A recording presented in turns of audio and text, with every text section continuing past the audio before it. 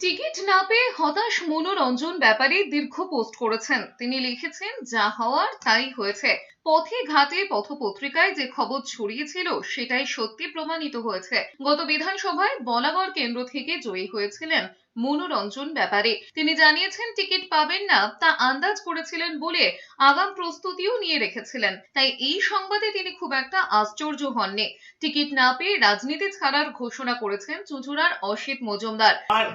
নিজের একটা পরিবার আছে দলের, তাদের সঙ্গে কথা বলবো, আলোচনা করব, তারা যা সিদ্ধান্ত নেবে সেই সিদ্ধান্তই নেব। ক্ষোভ উগরে দিয়েছেন রাজগঞ্জে 4 বারের বিধায়ক খগেশ্বর রায়। তার কেন্দ্রে প্রার্থী করা হয়েছে সোনাজয়ী অ্যাথলেটিক স্বপ্না বর্মনকে। তৃণমূলের প্রার্থী তালিকায় মনোরঞ্জন ব্যাপারী সহ 74 জন বিধায়ককে টিকিটই পাননি। সেই তালিকায় উল্লেখযোগ্যদের মধ্যে রয়েছেন পার্থ চট্টোপাধ্যায়, কাঞ্চন মল্লিক, চিরঞ্জিত চক্রবর্তী।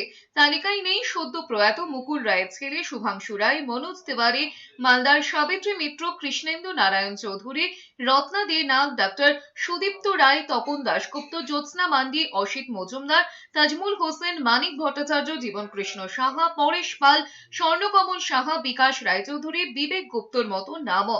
তৃণমূলের অন্তত 15 জন বিধায়কের কেন্দ্র পরিবর্তন করা হয়েছে। বেহালা পশ্চিমের হেভিওয়েট প্রার্থী পার্থ চট্টোপাধ্যায় দুর্নীতি কাণ্ডে নাম জড়ানোর পর গ্রেফতার হয়ে দীর্ঘ কারাবাসে ছিলেন।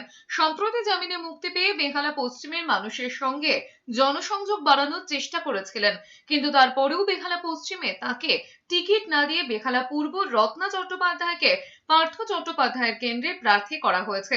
শওকত মোল্লাকে ক্যানিং পূর্ব থেকে ভাঙড়ে প্রার্থী করা হয়েছে। প্রাক্তন আইপিএস হুমায়ুন কবিরকে জেবরা থেকে ডোমকলে নিয়ে আসা হয়েছে। অভিনেতা সোহম চক্রবর্তীকে চণ্ডীপুর থেকে করিমপুরের প্রার্থী করা হয়েছে। রুকবানুর রহমানকে চাপড়া থেকে পলাশীপাড়ার প্রার্থী করা হয়েছে।